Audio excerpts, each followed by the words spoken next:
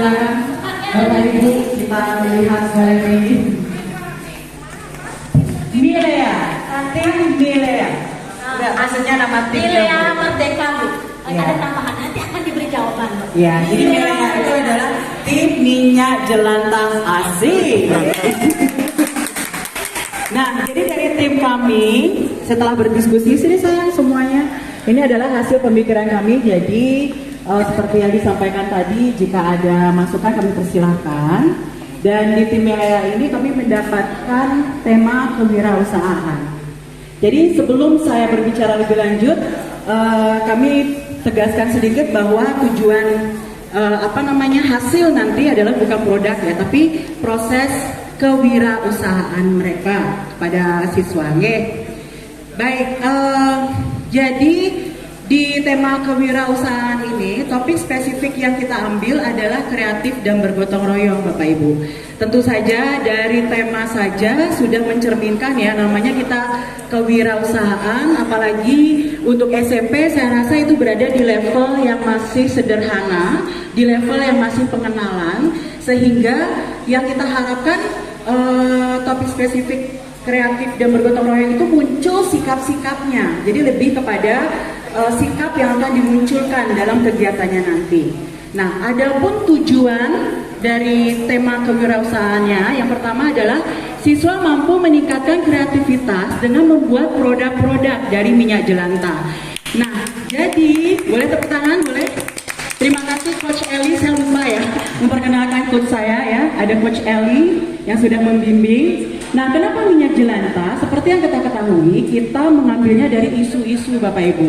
Memang di lingkungan sekolah kecil sekali kita menggunakan minyak, kecuali di kantin. Di kantin pun yang saya perhatikan memang belum ada sistem yang baik ketika mereka habis memasak, mereka menggoreng, membuang hasil minyak bekasnya itu ke wastafel, kadang-kadang langsung diselokan dan lain sebagainya. Itu memang kecil, tapi kalau kita lihat isu global dan isu di dunia saat ini, bahwa banyak sekali manfaat sebenarnya yang kita bisa dapatkan dari minyak jelantah. Dan ini saya perhatikan pada saat di ekstrakurikuler kimia dan mungkin di pelajaran yang lain, itu sebenarnya mereka sudah mempunyai produknya. Kalau tidak salah, ada juga peserta didik kita yang sudah membuat sabun dari minyak jelantah. Yang itu saya perhatikan, artinya adalah ini sangat memungkinkan kita lakukan di sekolah, karena sebenarnya sudah pernah dilakukan seperti itu.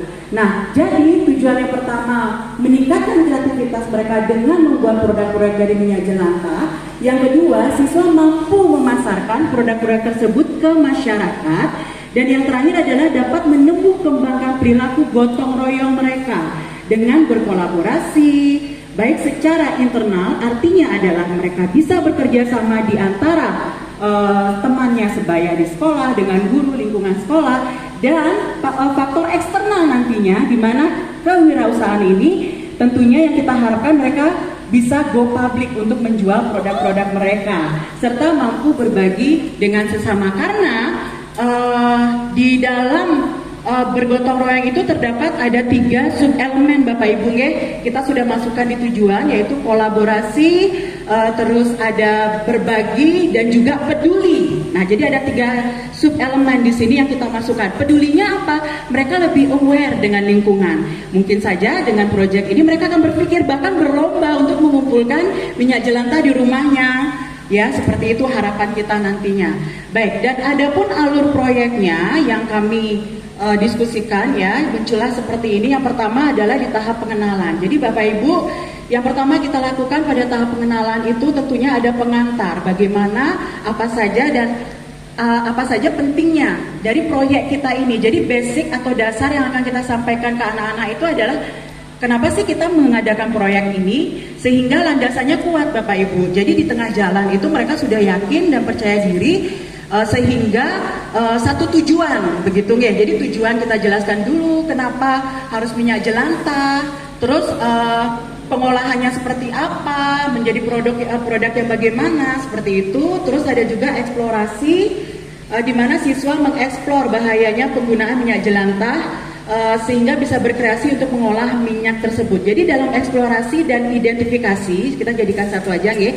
Jadi ada eksplorasi dan identifikasi, mungkin kita akan lakukan kalau misalnya nanti kita sepakatin bahwa semua level itu mempunyai proyek yang sama, kelas 7, 8 dan 9, maka di sini akan ada perbedaan sedikit ketika mereka dalam kegiatan tahap pengenalan ini. Di mana kelas 7 dan 8 kita akan siapkan video. Jadi bahan pengenalannya kita siapkan video, mereka bisa menganalisis seperti apa video ini, terus cara pembuatan seperti apa, bahkan banyak sekali video-video yang kalau kita lihat Bapak Ibu kalau perhatikan itu pedagang-pedagang nakal ya, dia memurnikan lagi minyak itu, jadi penggunaan minyak jelantah yang baik dan yang tidak, jadi mereka bisa perbandingkan di sana ya. Tapi kalau untuk kelas 9 karena mereka kemampuannya sudah lebih tinggi, maka mereka bisa mengeksplorasi dan mengidentifikasi, bisa mencari sumbernya sendiri dan mereka yang menyampaikan ke kita. Juga bisa seperti itu. Nah, berikutnya tahap yang kedua adalah tahap kontekstualisasi. Jadi yang pertama itu adalah ideasi Bapak Ibu. Nah, di sini karena memang kita juga melihat di Bali ini banyak sekali sebenarnya narasumber ya yang sudah berkecimpung di produk-produk seperti ini, banyak sekali Bapak Ibu.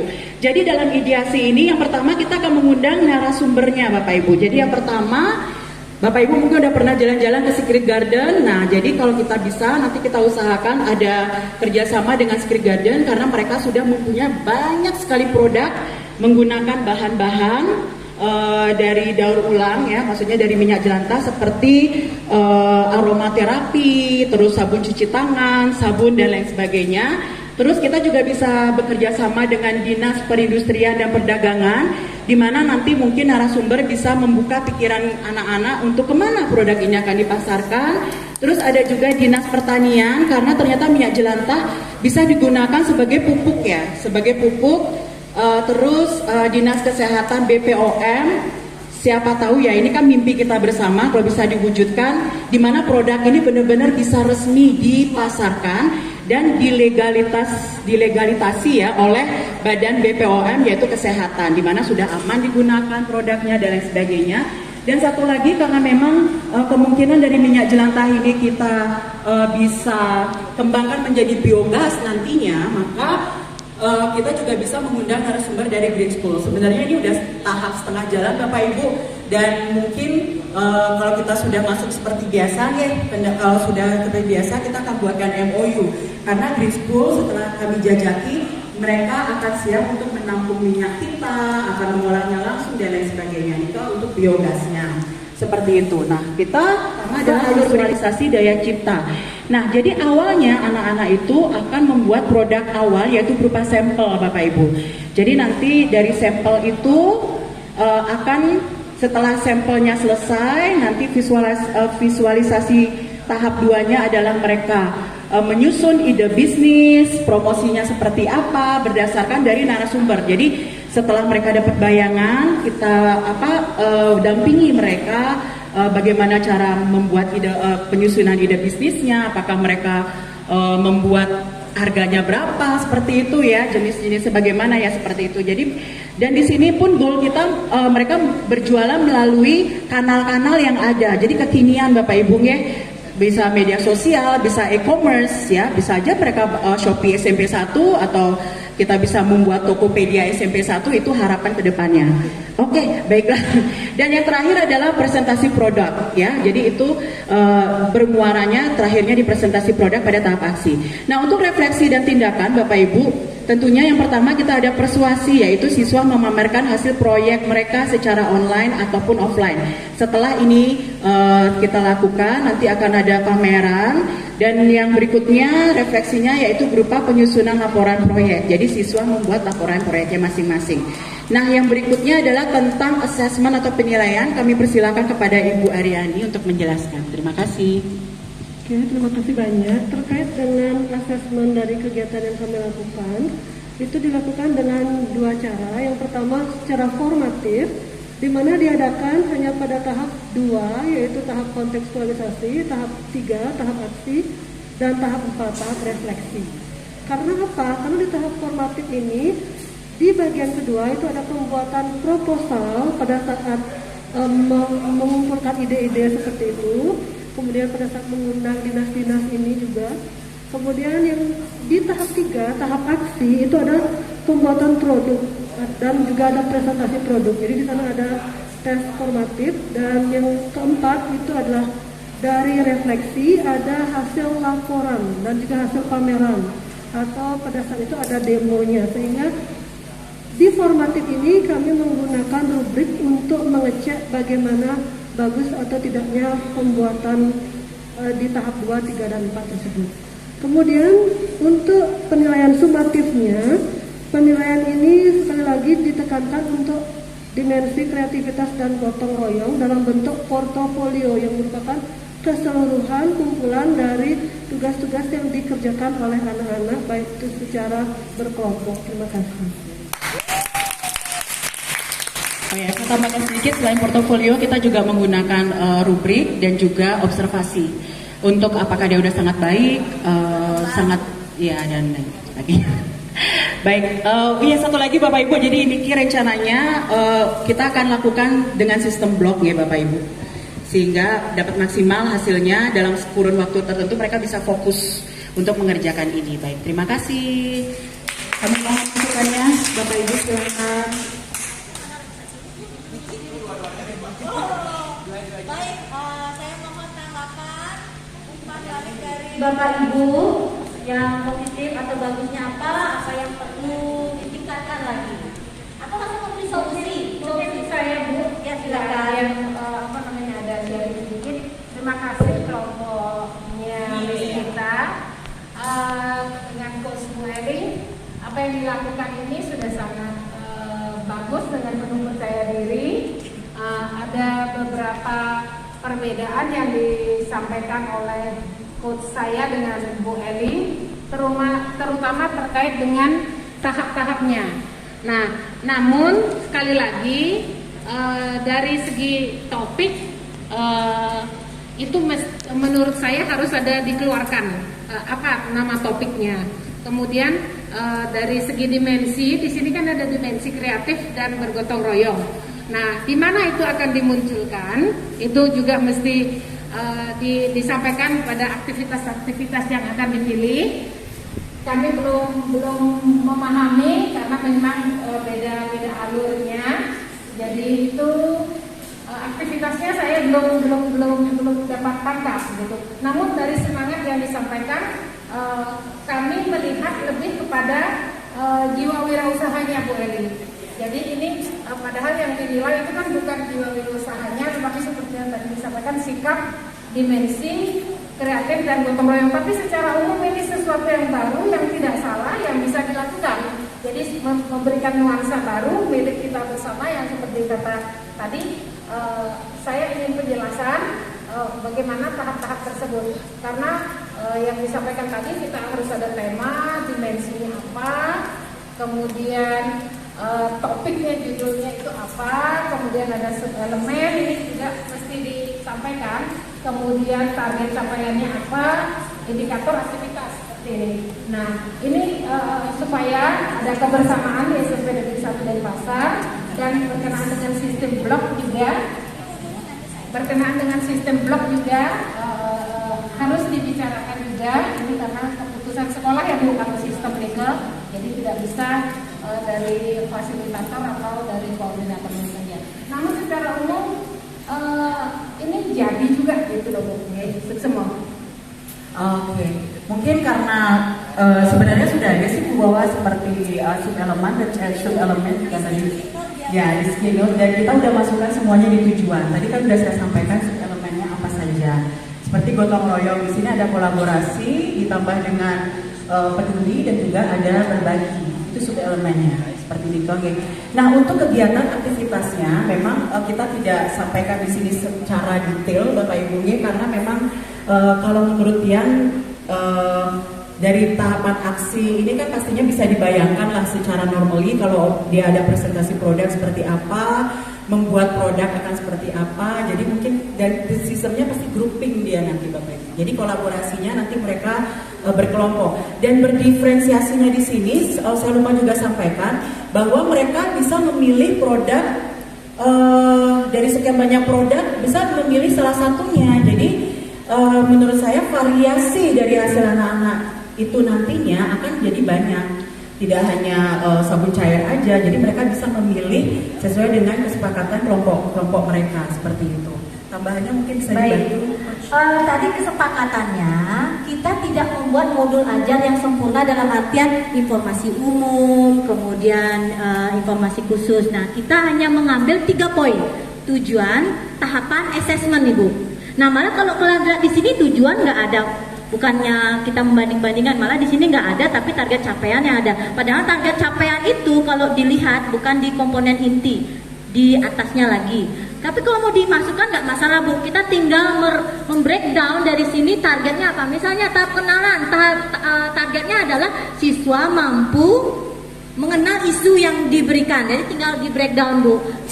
Karena tadi yang saya pahami ada bisa aja Ibu langsung mengambil dari dimensi atau membuat sebuah nama boleh. Itu hanya penyebutan. Nanti diskusilah karena ini kan baru milik kelompok. Kelompok baru brainstorming seperti ini. Tambahkanlah nanti. Kalau mau buat topik spesifik yang seperti apa, mau diberi nama. Kami sih kesepakatnya menggunakan langsung dimensinya. Betul yang dinilai nanti tidak kewirausahaannya. Dimensinya kreatif dan bergotong royong.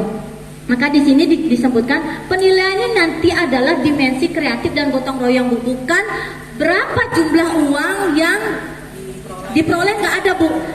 Nanti portfolionya itu kaitannya sama penguatan karakter. Kembali ke penguatan karakter, bukan ke produk. Kalaupun nanti dia tidak berhasil membuat sabun cair atau belum bagus, belum indah, atau pembersih lantai atau pupuk tanaman juga nggak maksimal, itu kami skip.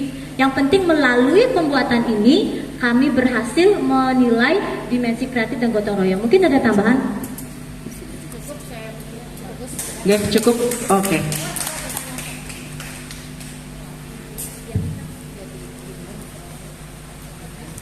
Baik, terima kasih atas waktunya. Untuk umpan balik dari saya, sisi baiknya ini sudah sangat banyak ya. Bahkan saya mendukung, ini kalau subjektivitas saya mendukung ada pola pikir seperti ini yang out of the box. Artinya kita mencoba menggagas sesuatu itu di luar konteks ketentuan yang sudah memang dibakukan. Karena kalau sekali lagi kita ikut rule atau kebakuan itu, sekali lagi kita merasa belum merdeka lagi kan, kembali ke sana kan. Nah, kemudian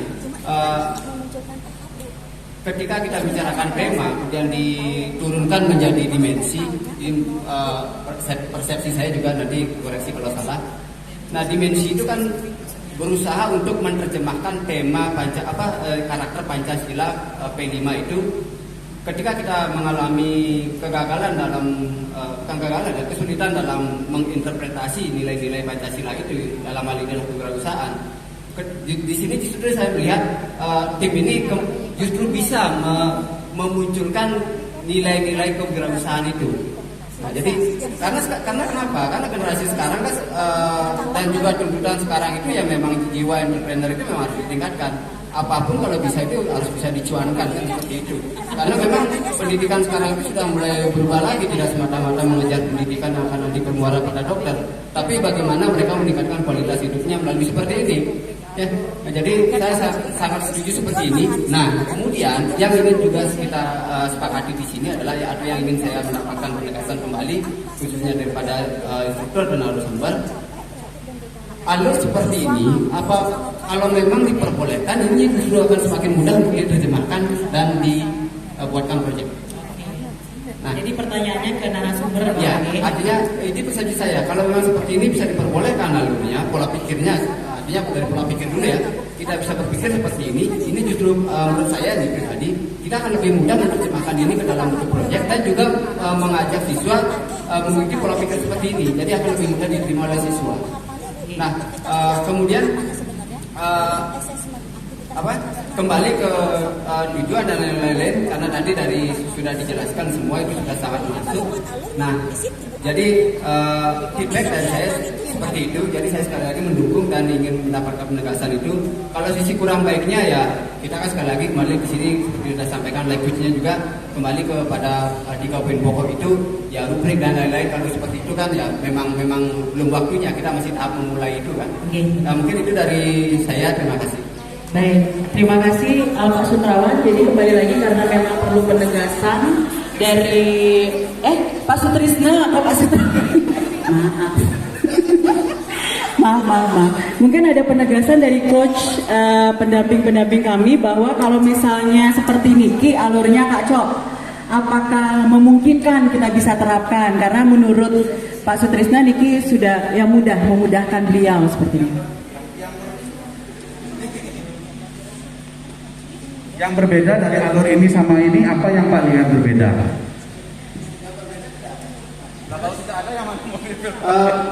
Kalau dari segi perbedaan, kalau perbedaan itu kan kalau kita kembali dari susunan, kalau perbedaannya kan susunan alur, jadi seperti Tunggu, saya rubah pertanyaannya. Yang membuat Bapak lebih tertarik menggunakan alur ini ketimbang alur ini apa? Gini, ada seperti tadi kan ada langkah-langkah sistem yang tadi disampaikan kan juga bagi saya tidak mengikuti tapi sempat menyimak tadi. Dimulai dari tema, kemudian diturunkan menjadi dimensi, elemen, subelemen, target capaian, indikator, kemudian aktivitas yang nanti dinilai dalam bentuk jurnal atau portofolio, menjadi assessment, kemudian raport. Nah, artinya kalau seperti ini, artinya kalau kita yang ini maksudnya ya. Itu dia. Nah, terus jadi yang ini kenapa dia? Yang ini sama begini atau beda dari ini? sama, tapi kembali lagi pola pikir, artinya dalam mencapai gagasan ide seperti itu. Itu lebih menarik menurut saya gitu kan. Di bagian menariknya yang mana biar kita ini saya mau cari tahu bagian menariknya yang mana. Baik, terima kasih. Ini gini ya. Ya. Maaf deh yang lain menghabiskan waktu, jadi seharusnya kita pulang kok. Belum. Jadi gini, yang menariknya yang mana? Kalau pola pikir saya tadi, ya. Pertama kita harus temukan tema kan seperti itu. Temanya. Ya, dari tema diturunkan kita lihat dimensinya. Saya juga lupa tadi. Ya, boleh. Dimensinya. Kemudian saya lihat lagi elemennya. Mana elemen yang sesuai dengan tema yang saya angkat. Nah, kemudian saya lihat lagi sub-elemennya. Ya. Kemudian target capaiannya di sana kan sudah ada. Kita tinggal mengambil aja. Ya. Kemudian ketika menentukan indikator, disinilah saya pribadi tadi mulai mengalami kendala. Kenapa? Karena indikator itu dalam pikiran saya dia harus bisa terukur. Kemudian indikator ini yang nanti akan dimasukkan ke dalam raport atau raport proyek. Jadi indikator apa yang akan dinilai nanti? Misalnya di sini kami tadi menyepakati ini aktif dalam kegiatan pengamatan sampah. Berarti ini akan nanti kami tuangkan ke dalam raport. Sehingga inilah yang nanti akan kami buatkan rubrik atau kriteria. Apakah dia belum berkembang, sudah mulai berkembang sesuai harapan, ataupun sudah sangat berkembang. Nah, jadi di sini seolah-olah Niki, maaf ya. Jadi tidak akan memikirkan dulu, indikator ini akan dicapai, tapi jiwanya yang ingin ditunjukkan seperti ini. Inilah representasi dari jiwa yang ingin ditunjukkan itu. Kalau saya kebalik, apa yang akan saya ukur dulu? Di sana mungkin perbedaan polanya, pola pemikiran. Ada jiwanya di situ, di sini. Malah grupnya kita yang kurang, Pak. Yang betulnya itu adalah buat indikator dulu. Ini betul, karena dari indikator ini apa yang mau dicapai?